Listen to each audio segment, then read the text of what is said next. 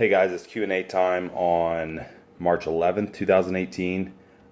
Did another digestion Q&A today by request. This is going to be the second installment of digestion.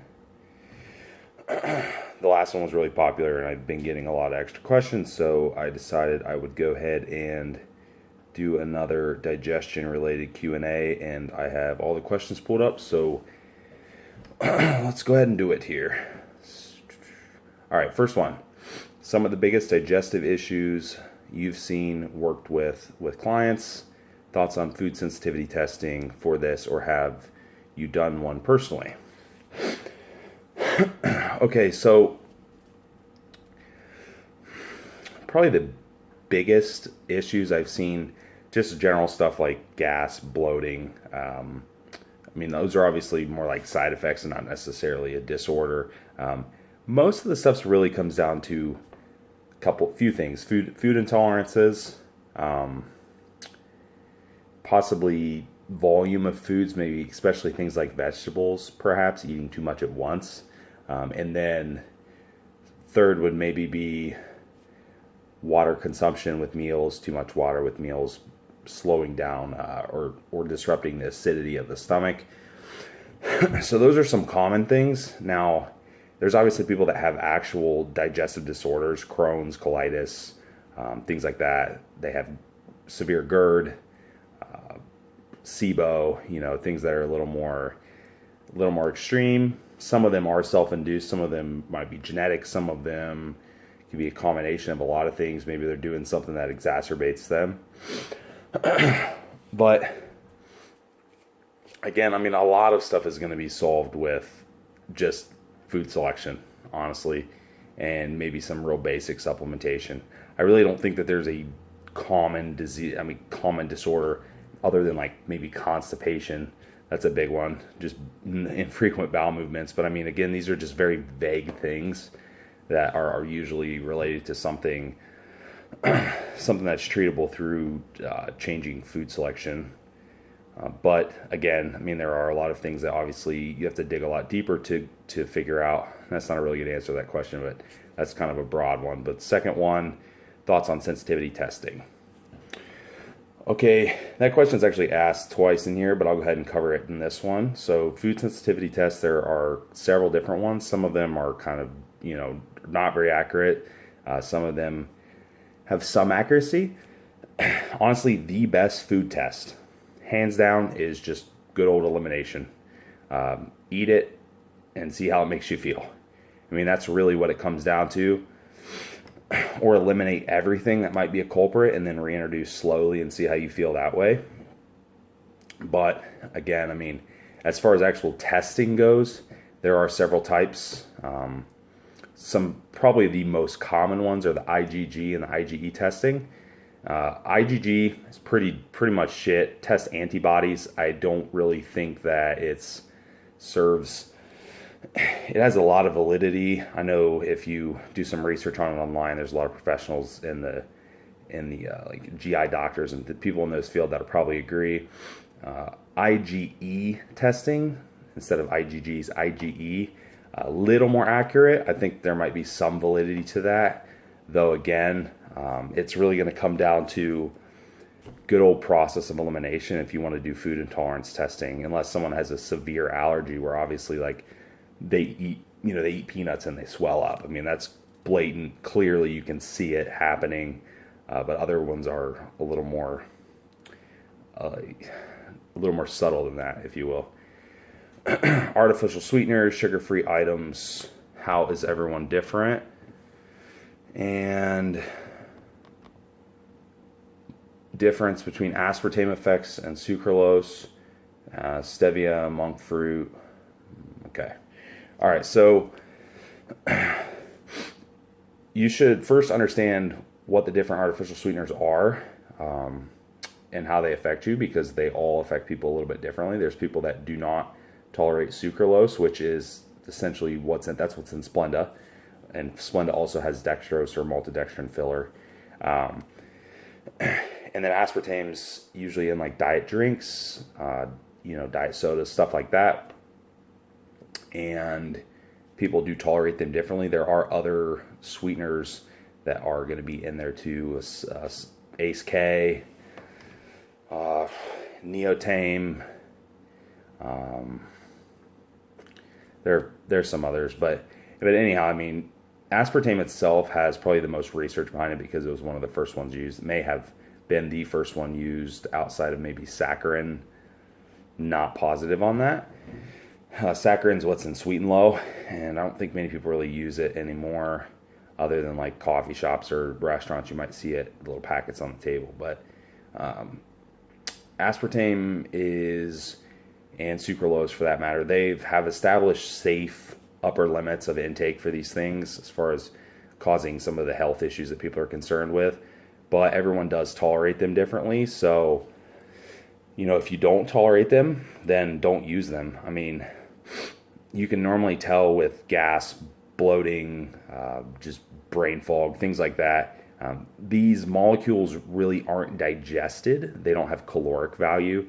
Like aspartame, for example, breaks down into a couple different components. If your body does not break it down efficiently and excrete it efficiently, then you'll have side effects. But a lot of people's bodies, they will break it down and excrete the waste pretty efficiently, and they don't really have any issues. And obviously that's going to vary with the amount that you're taking in. So try it, see how you do. Stevia monk fruit. I mean, there's people that get water retention bloating from stevia. I know I do. I've tried different amounts, and I'll bloat some from actually too much stevia. So you have to be careful. Same with monk fruit, same thing. So again, it's just a tolerance thing. The only difference is these are natural, you know. Those stevia and monk fruit are normally synthetic. They're normally derived from some kind of synthetic process where they're extracting it. They're using an extract, like the Reb A extract for stevia. Normally, a lot of people aren't using the whole leaf necessarily for sweetener purposes, but you can get it. But I mean, again, most of the stuff at the store is not, and a lot of time it's cut with a filler like dextrose or a very, very low caloric filler like erythritol, sugar alcohol. But those things tend to be pretty good, pretty well tolerated with most people. But again, there are going to be limits, and everyone's GI tract is going to vary a little bit. Other sugar-free items, things that have sugar alcohols in them, so sugar-free gum, sugar-free syrup, other, you know, protein bars or things that have sugar alcohols. They might bother your stomach a little bit more than some of the actual sweeteners do. Sugar alcohols, things that are high in sugar alcohols, that actually a disclaimer right there on the package normally that it can have a laxative effect, and I'm sure there's people that have noticed it. Make them gassy, make them have to go to the bathroom. So just be careful with those, and those obviously have a caloric value too, so if you just keep taking in more and more and more, then you are going to have some calorie, you know, extra calorie intake there with those. Next one, besides playing the elimination game, what tests or tips can you use to figure out food intolerances? So I covered that one above with the IgE testing. If you're actually interested in testing, you might check that out. Again, there are other forms of testing. You can do some research on the internet, but I mean, they're not 100% accurate, and so typically elimination is going to be the most accurate way, because if you try it, it doesn't work, then you know. It's just that you have to be relatively intuitive with looking at the signs and symptoms, not just, not just that I'm bloated or I'm gassy. Maybe my skin's breaking out. Like me, I have in my creases on my elbows and stuff like that, and on my face have psoriasis, and then it'll break out here and in those joints, like I said, and that's can be a result of food intolerance or stress or something like that. But beyond that, maybe look into IgE testing if you're interested. And let's see, second part of that, prebiotics. I'm not sure if they mean prebiotics or probiotics, because they are two different things. Prebiotics, probiotics are obviously the active bacteria that we're looking for in those products, and prebiotics are they're prebiotics. It's a building block for these bacteria, and I don't know, again, I'm not sure if that's what question they're actually asking, but as far as what probiotics I like, that's a tricky question because there are so many strands and they all serve different purposes, and we couldn't possibly supplement with all of them. So a lot of the time with clients, I will suggest, if possible, taking in some probiotic foods, some things that have naturally occurring probiotics within them. And if not, then there are a couple probiotic formulas that you can try.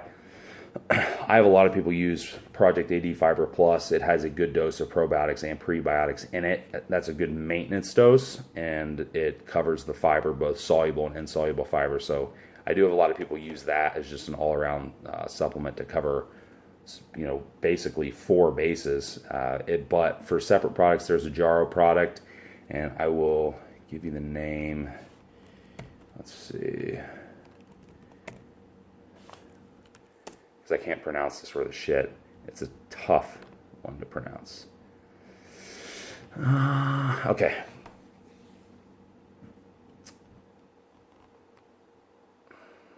Saccharomyces boulardii plus MOS. The MOS is a mono oligosaccharide, I believe, and that is a probiotic and a prebiotic. Yes. Incorrect. That's actually a mannan oligosaccharide. Sorry, pronunciation is not correct, but that oligosaccharides are types of, well, it's a saccharide, but it is a type of prebiotic, and that is contained within the product. It's 5 billion units of the probiotic, and it actually has a lot of studies behind it. I've posted some of the studies. I have posted about dosages, typically 1 to 2 a day on those. Great for the immune system as well. With that, Garden of Life brand, and the reason I suggest them is typically because I've noticed that even a 5 billion unit probiotic from them versus like a 50 or 100 from someone else tends to have just as much benefit. And that's always chalked up to what product maintains potency throughout the distribution process. That's it. Is it exposed to heat in the warehouse, light? Is it any kind of harsh condition that kills the bacteria? How is it processed? How is it encapsulated? All of those things make a difference. So I like the Garden of Life probiotics, and I like the Jarrow product that I mentioned as well.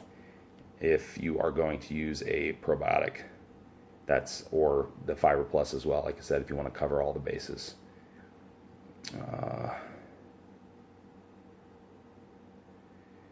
So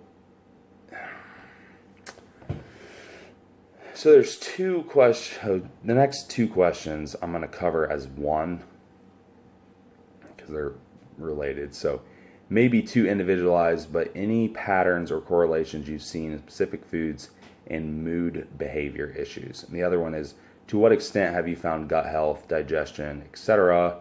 to impact mood, performance, and energy levels? So the second part of the question is actually a little more broad. So with that, yeah, I mean, absolutely, GI health absolutely impact mood, energy levels, focus, performance, all of those things. If you're bloated, then you're typically grumpy and just don't feel good and perform well. But beyond that, I mean, there are actually studies now showing the connection of the gut-brain axis. The enteric nervous system in the gut will actually go through a signaling process similar to what your nervous system was and how your brain connects to your body. So nerves are sending signals. If your gut is inflamed, for example, then that signaling is going to be off because the lining of your gut that contains all the neurons is not going to be firing correctly. So with that, yeah, it's vastly important. I mean, I've had people that you correct their gut health and they're a totally different person. I mean, their mood's better, their energy's better, their performance is better, their sleep is better, even things like their libido is better. It can make a huge difference. There are studies now focusing on things like fecal transplants and basically switching someone's good gut microbiome and giving it to someone that has bad gut microbiome. I talked about this in a couple podcasts too, but they're noticing essentially the people that receive the transplant are having better behavior patterns, more like the people that gave them the transplant in the first place. So it's pretty wild, and they're using it to treat some pretty hefty diseases like autism, for example. So pretty cool stuff, and it carries right over into anyone that doesn't have any extreme diseases. It carries over into all of us, really. Yeah, there's absolutely a connection between the two. And as far as specific foods go, not really anything specific as far as the mood and behavior, because everyone's food intolerances are going to be different. But like I said, if you do have a food intolerance, or you do have gut inflammation, or you do have SIBO, or you do have leaky gut, or you have any of those things GERD, they are going to affect mood and behavior issues. Now, when you say behavior issues, if you're mentioning like ADD or ADHD, yeah, there could be a correlation there. There is some research on that as well, and that's a really similar concept. Just neuron firing is disrupted in the gut, and that could be due to specific foods that don't digest well, like high sugar foods, things that are inflammatory or toxic, and high levels that are, like I said, disrupting that enteric nervous system. So kids with ADD and ADHD, like I've had a couple people that were clients of mine that were parents, and they asked me some questions about their kids, and we went through just some basic elimination stuff and cleaned up some foods that might be insulting their nervous system and their gut lining, and their ADD and ADHD was almost gone, other than just, kids doing normal kid stuff. But yeah, some of the more drastic patterns were out the window. And I think there's also some environmental exposure stuff that goes on there, as far as that might not be there, 50 years ago, chemicals, things like that.